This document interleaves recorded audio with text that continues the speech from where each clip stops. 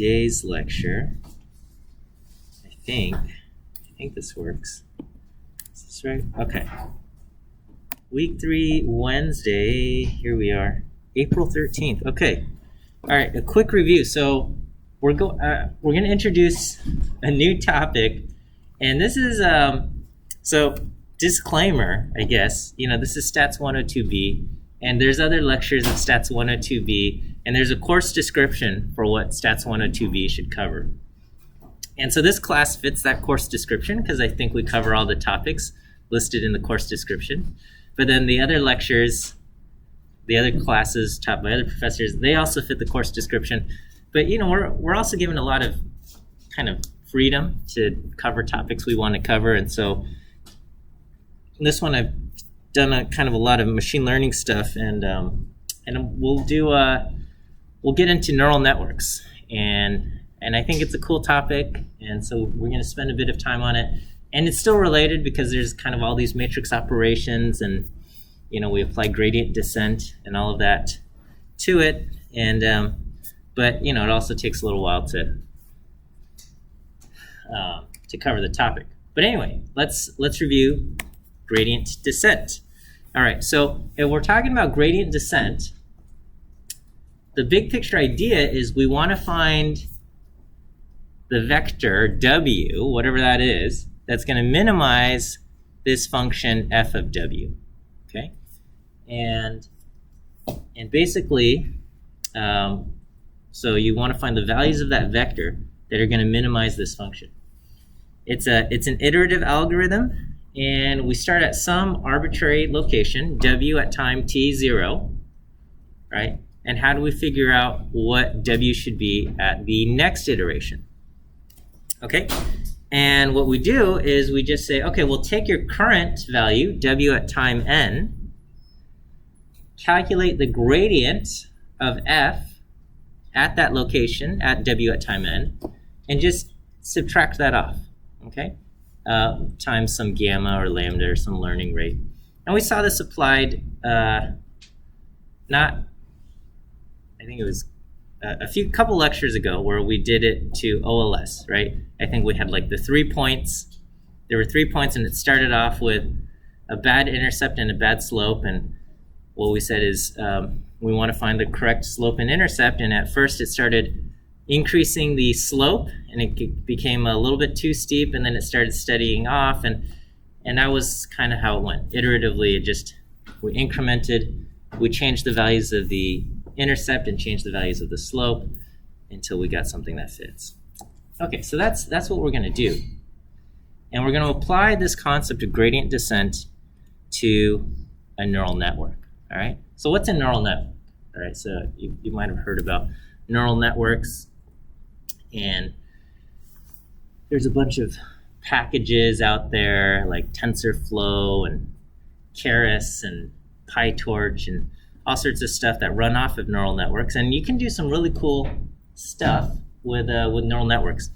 And so the lectures, my lecture is based largely off of this playlist from Welch Labs. This is a cool channel. This is kind of a little bit like 3 Blue 1 Brown, but maybe less.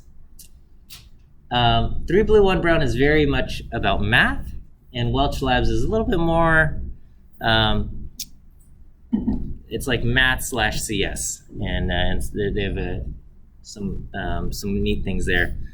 So anyway, there's this playlist that I recommend that you watch.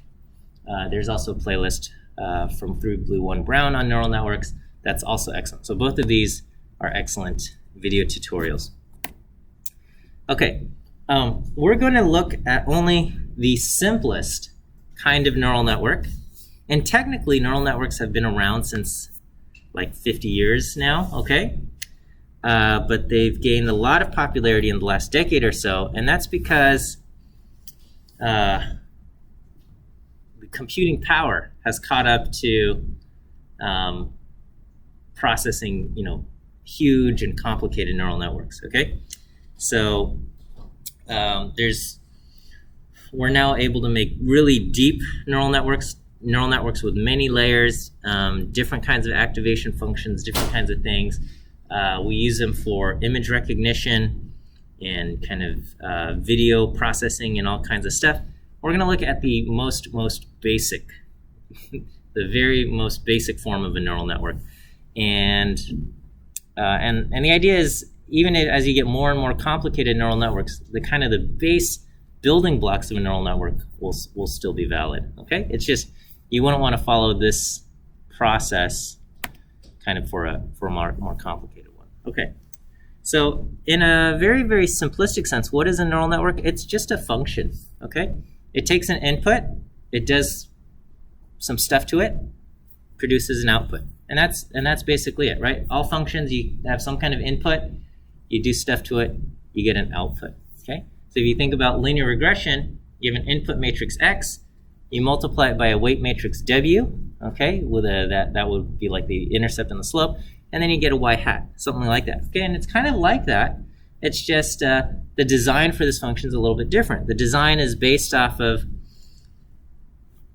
I guess, neurons in the brain, and the idea is that if you study the way your brain, the neurons in your brain work, is that you've got these neurons, and the neurons have these connections or these synapses to other neurons, and when there's some kind of activity, the neuron lights up and it sends these electric pulses, and it goes to the other neurons, and sometimes those other neurons will also light up and send pulses, and sometimes they won't, and things like that. And that's kind of how our brain and thought works, which is really amazing. that's how, I don't know, we become conscious and able to speak words, and I don't know, it is mind-blowing. Okay, and so yeah, in a biological brain, a neuron receives input signals. Depending on the signal and the neuron's function, the neuron may send a pulse or what we call an action potential to other neurons, and these are all little electric signals, right?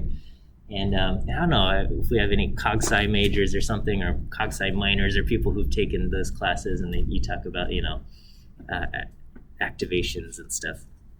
But anyway, what we're doing is we're doing some very simplified version of this. We have a neural network, and it will consist of nodes that receive input values, and depending on the input value, and there's an activation function, okay, the node will then send a new output value that gets sent to other nodes. All right, and so I'm going to use this example that appears in the Welch Labs video, and so you can also watch the video, and I'll post the links, or you can just click the links in the slides. We're going to have a very simple example, and this is really simple because there's only 3 observations, first of all. Okay, we have 3 rows, and we have 2 columns of input. Okay, we have 2 columns of input in our X, and the value we're predicting is one value Y. Okay, so our columns of input are, the first column will be the hours of sleep, and the second column is the hours spent studying, and then the output is going to be Y, which is the exam score. And with only 3 observations, it's hard to make really good patterns, but we can still at least just play around with this example. Okay, so this person, they got 3 hours of sleep, they studied for 5 hours, and they only scored a 75. When they studied 10 hours, or slept 10 hours and studied for 2, they got a 93. So, what's the important variable? Who knows? Okay. It looks right now, it looks like sleep's more important. But, this is only 3 observations. Okay. So, all the neural networks start with an input layer. They're going to end with an output layer.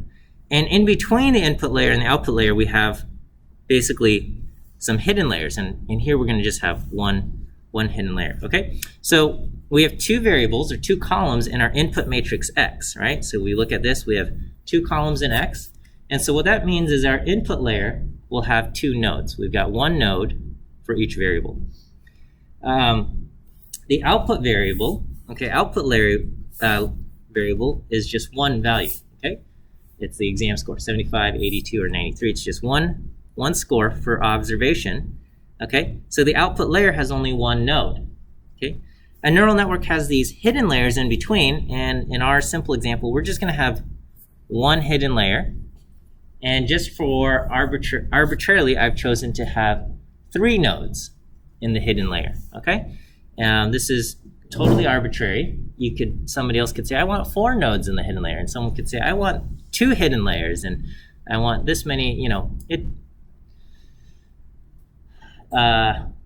the design of your neural network is a bit arbitrary, but yeah, for now we'll just do this. Okay, we got 1 hidden layer, and we're gonna have 3 nodes. Okay, and each node in each layer is connected to all the nodes in the next layer. So this is what our neural network diagram looks like. Okay, I've got 2 nodes in the input layer, x1 and x2, right? So x has 2 columns, and if you look at each node, we've got this. We're going to have 3 nodes in the hidden layer, and then we have 1 node in the output layer. Every node is connected to the next one. So this x1 is connected to all 3 nodes in the hidden layer. This x2 is connected to all 3 nodes in the hidden layer. Okay, and then the hidden layer is connected. Each node here is connected to the node in the output layer, and right now our output layer only has 1 node, and so we just have kind of 3 arrows here. So this is what our neural network looks like, and this is a very, very simple neural network. Okay, so you could have many more hidden layers, right? So so here we just have 1 hidden layer, okay? But you could have, say, 100 hidden layers, right? And you'll have 100 of these kind of columns of nodes, and every layer is connected to the next layer and things like that. And if that happens, this might be called a deep neural network, okay, or a deep learning model. And it turns out when you have a deep neural network, you can do some really, really powerful stuff, okay? And so, I don't know how, if you ever remember a time, so people were talking about like, oh, can we have computers recognize stuff in a picture? And this was, when I was in graduate school, this was kind of the question, and they had all these training things, and it was just like, here's a picture of a horse. Can the computer recognize that it's a horse versus a bicycle? All right, and these were the kind of things. And at the time, they were not performing well, okay? But now the computers are able to look at pictures and able to just kind of classify and tag things, and you're further training the things when they ask you, you try to sign into an app or a website, and it says like, which parts of the picture have street signals in it, or which pictures have boats in it, or I don't know, you have these things. And part of that is to kind of verify you are human, but the other part is you're training the database as well, okay? There's some of it, the computer isn't actually sure, and so they're hoping you give it input to say, oh, this part actually has a boat, or this part has a traffic signal in it, okay? And then the other parts, it's like they're kind of verifying against other people input, okay? So some of it, it's, I don't know, like when you took the SAT, did they tell you like one part of this test is like unscored and it's like experimental? Did they explain that to you?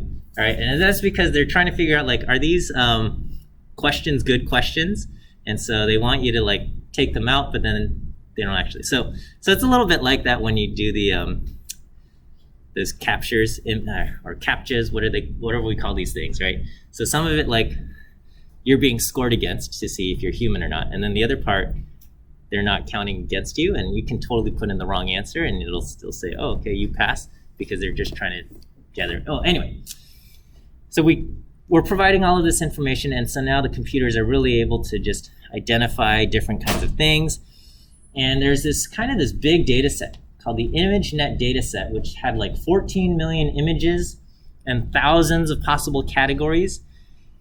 And it was really hard because like the categories would be like This is a picture of I don't know, a Pekingese dog versus a Pomeranian versus Scottish Terrier, things like this. And these were like different category labels, and you'd give it to a human, and a human would probably get like 95, 96% correct, right? Just because with thousands of categories, it's like, oh, I don't even know what kind of dog this is.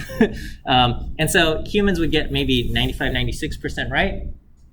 And for a very long time, because this thing started, in the mid 2000s, for a decade or so, the computers did absolutely terribly. And then in 2015, a neural network beat the humans, and then ever since then, the neural networks have always outperformed humans, right? It's kind of like chess. For a long time, humans were always better than computers at chess, and then now it's like no human can actually beat a computer. And computers are just, when we give them these training specific tasks, eventually they learn and they get really good, okay? And the goal, right, the dream is one day the computers will be able to drive, there's no vehicle accidents, and I don't know, right? And you can just go to sleep and then wake up at work and you're like, yes, this was great. I don't know. Maybe that isn't the dream.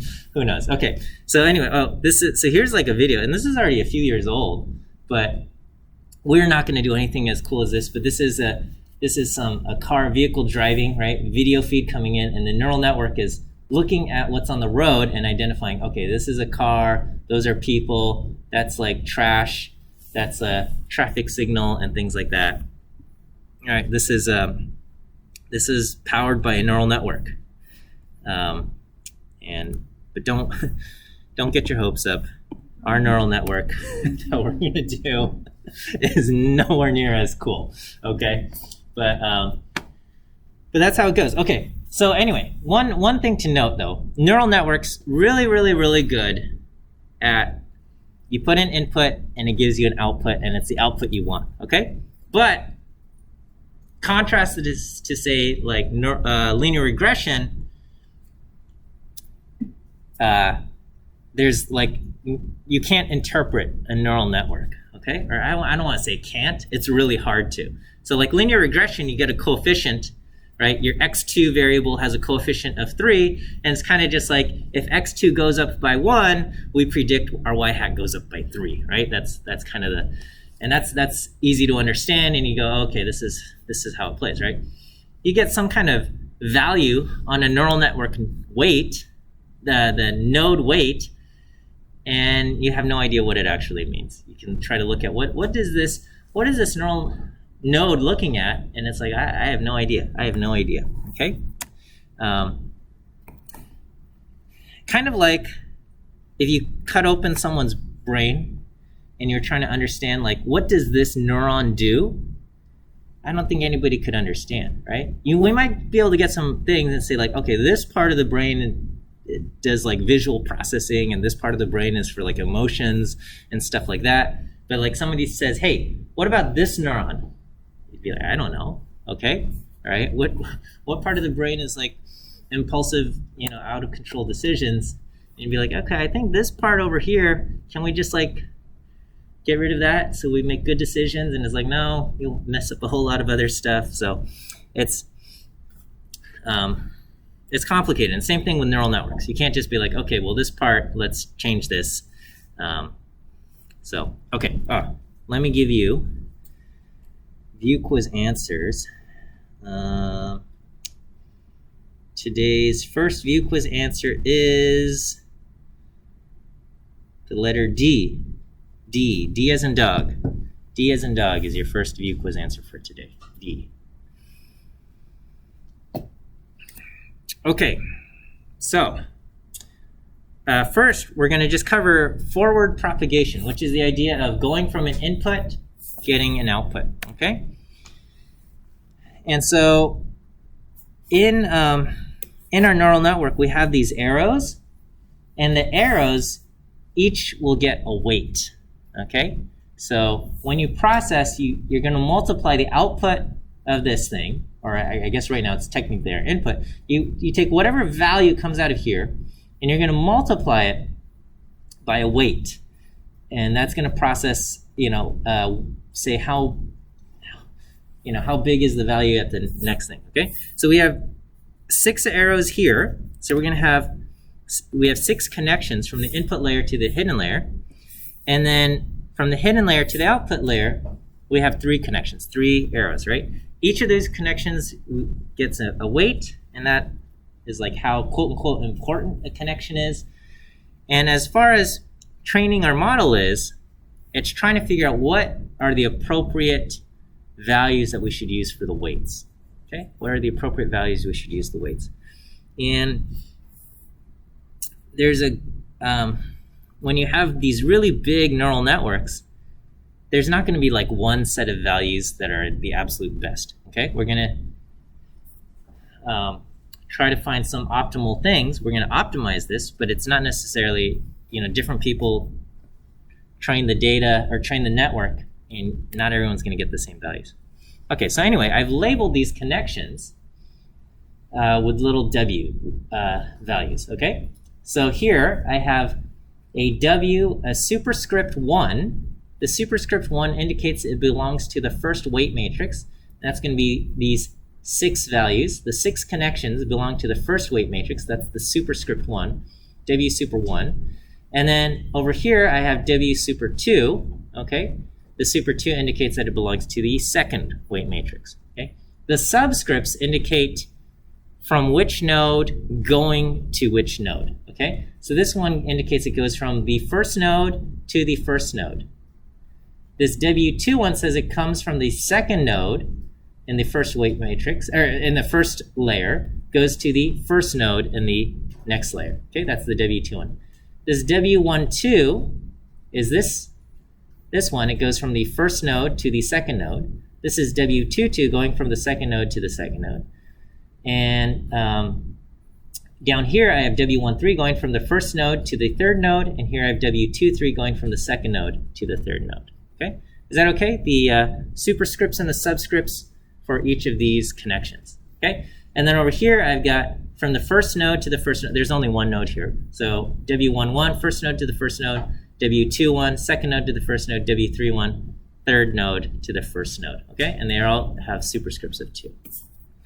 All right, so if I arrange these into matrices, I have big W1, which is the matrix of the first set of weights, okay? And then I've got big W2, which is the matrix of the second set of weights. And this is what we have: W11, W12, W13, W21, W22, and W23, okay? And we have 2 rows. You have a row for each node in the kind of the from layer, and you have a column for each node in the going to layer, right?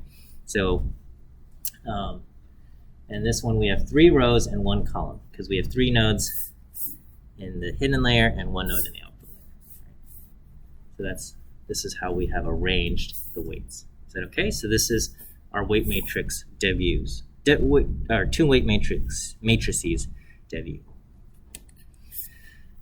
Okay, so this is what is the result of multiplying your input matrix X times your first weight matrix W. Okay, X has n observations in 2 columns. W has 2 rows and 3 columns, which means the resulting matrix, which we'll call Z, will have n observations in 3 columns.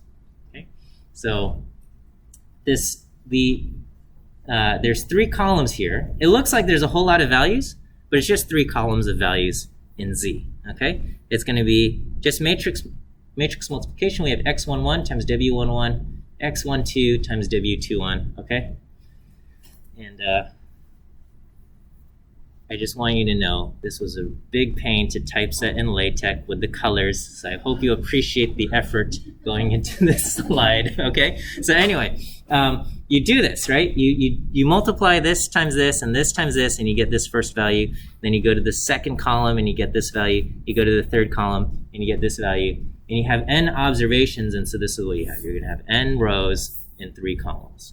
Okay, so the dots indicate basically how many columns we have. So n by 3, that's our Z. Okay, And then what we do, so this Z matrix, which we're going to call Z super 2 to kind of, I guess, values going into the second layer, we're going to apply an activation function, okay? So all we do is element-wise, we have some kind of function that we apply to each value inside Z. So each value inside Z, there's n by 3 of them. We're going to apply a function, and these will be our activated values. So this will be A superscript 2, which is also n by 3 because we just do element-wise, okay? So what is the activation function? Now, for this example, we're going to use a sigmoid activation function, or basically the logistic activation function. And all we do is we just take that value, in our case, whatever this Z value is. Here, it's the letter T, but you take whatever it is, you do 1 plus e to the negative of that thing, and that's going to produce your value. So if the value T is infinity, okay, or like, let's say 100, it's going to be 1 divided by 1 plus e to the negative 100. Okay, e to the negative 100 is practically 0. So you're going to get something 1 divided by 1, something close to 1, maybe just ever so slightly bigger than 1. And so you're going to get basically 1. Okay, on the other hand, let's say t is negative 100. If t is negative 100, we're going to have e to the 100 here, e to the positive 100. Now it's 1 divided by a really big number, and this is going to become something very close to 0. All right, so it goes, so large values of t become 1, very negative values of t become 0, or close to 0. And then if t is 0, you're going to have 1 divided by 1 plus e to the 0, which is 1. You're going to have 1 over 2, 1/2, okay? So at t equal to 0, you're at 0.5 as you get more positive. And so basically the function looks like this, okay? So values greater than 5 are very close to 1. Values more negative than negative 5 are very close to 0. And really, you just have kind of this sweet spot between, I would say, negative 2.5, negative 3, and positive 3, where things change rapidly from 0 to 1. Okay, and so this basically squishes anything. So you can take the inputs can go anywhere from negative infinity to positive infinity, and it will just squish it down into from 0 to 1. Okay, now this sigmoid activation function, this was kind of the function that was used for a very long time. I'd say more recently it has fallen out of favor. I mean, more recently being kind of like the last decade or so, five or so years. But we're going to use this kind of for, I guess, classical historic popularity. More recently, you have kind of these ReLU activation functions. There's a whole bunch of different activation functions. There's an entire Wikipedia article. So this is the example is the logistic one, or the sigmoid, which is the one that we're talking about. But then there's a whole bunch of other activation functions and things. And these are kind of pictures of what they could look like. And so the logistic is this one. And the hyperbolic tangent, tanh function, is similar, except rather than 0 going to 0.5, 0 becomes 0. You can have the identity, basically nothing gets applied. And then, you got all kinds of different things that can be used. Okay, but anyway, what we're then going to do is, once we apply the activation function, we multiply it by the next weight matrix. Okay, so the activation function, after applied, you have a matrix n by 3. You're going to multiply it by this second weight matrix, which is 3 by 1, 3 rows, 1 column. And so what's that going to result in? It's going to result in your matrix Z, which is n rows, but just 1 column. Again, this looks like it's a bunch of values, but that's just the product of when you multiply it by column matrix, right? So you take these 3 values, and when you multiply it, they basically combine into 1 value. So this is just 1 column of values, and you have n observations, you're going to have n values here. And then the last thing we do is we take this column matrix, n by 1 column matrix, we apply an activation function to every element, and that's going to form our predictions, y hat. That's going to form our predictions, y hat. Okay, to summarize, these are our operations. We have our input matrix X, which currently 2 columns and observations. We multiply it by our first weight matrix, which has 2 rows, 3 columns. We get Z2. We apply an activation function to Z2. We get A2. We multiply A2 by our second weight matrix, and we'll get Z3, which has n observations but 1 column. We apply an activation function to Z3, and we get y hat, our predictions y hat. And so to summarize, y hat can be expressed as f of x w1 multiplied by w2. So if you kind of work through all of these things, it can be expressed this way. All right. Let me go ahead and give you your first view quiz answer, which is the letter A. A as in apple. I mean second view quiz answer. Second view quiz answer is A. A as in apple. Sorry. Thank you. Second view quiz answer is A as in apple.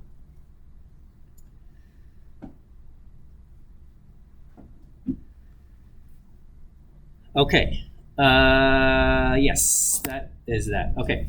Now, there is a whole nother thing that we could do. And so the Welch Labs did not include what we call bias terms. Bias terms add a constant at each node before we apply the activation function. Let me just show you what it looks like to add bias terms, okay? So here I've got bias terms, B's, going at each node. So here I have 3 nodes in the hidden layer, so we're going to have 3 bias terms. Basically, you're just adding a constant, which basically just kind of slides your values before you apply the activation function.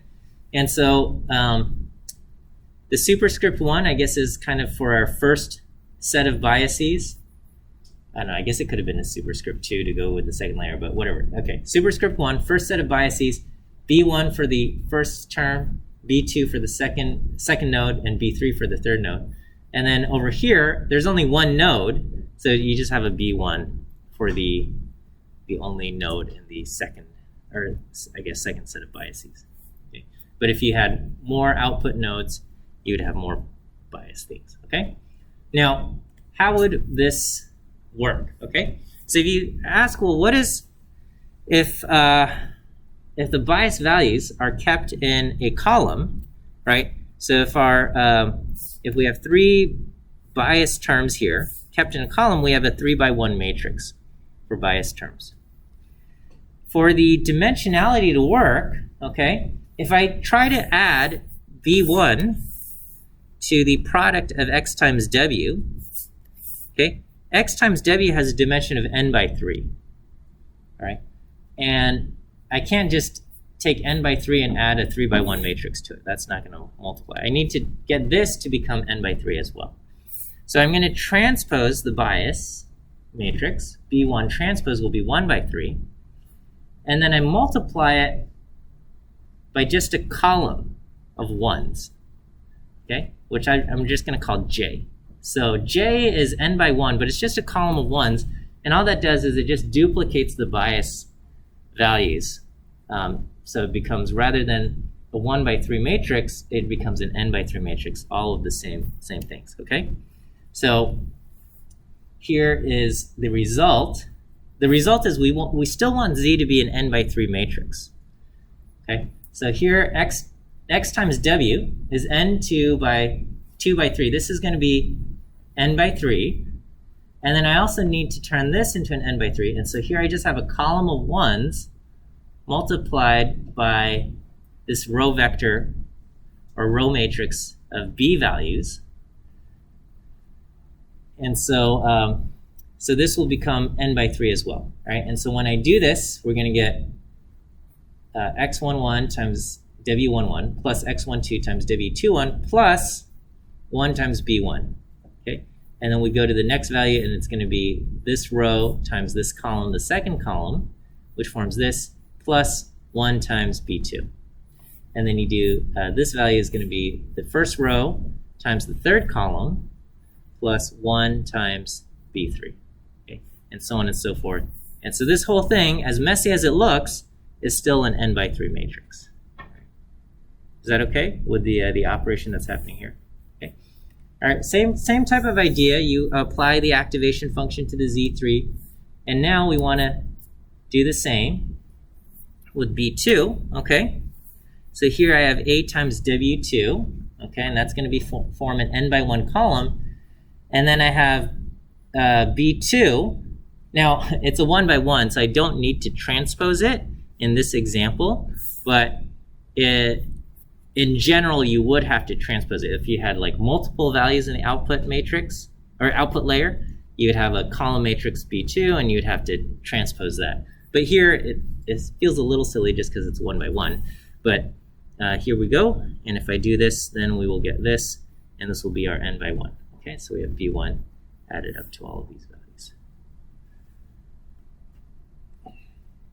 I think I did this correctly. It's always like, it's so easy to make a typo in your slides. All right, so we have that. Okay, and then, all right, and then so in summary, we're going to have x times W1 plus J B1 transpose. This gives us Z2. We apply our activation function Z to this. We get this, and we get this. All right, and so all to say, this gets a lot more complex, and we're going to get this as our answer here. Okay, all right, and so what are we going to do next is we want to find, here, let's go back to this simpler version. Whoops. Okay. We want to find the values in W1 and W2. These are the parameters that we can adjust, okay? We're going to treat the input values X and the actual values Y as fixed, right? We're going to treat our input values X and the actual values Y as fixed. It's kind of like in linear regression.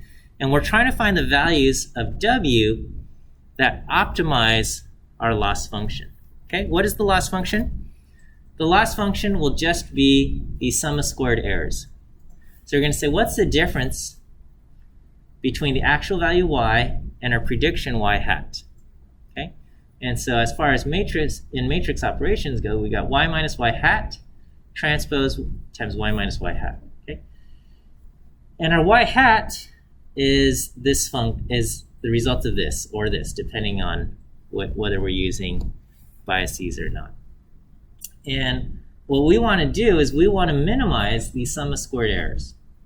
So we want to find the W1 and the W2 values that's going to minimize this loss function, right? So this is going to become a little bit, a tiny bit messy, okay? And we're going to do gradient descent, okay?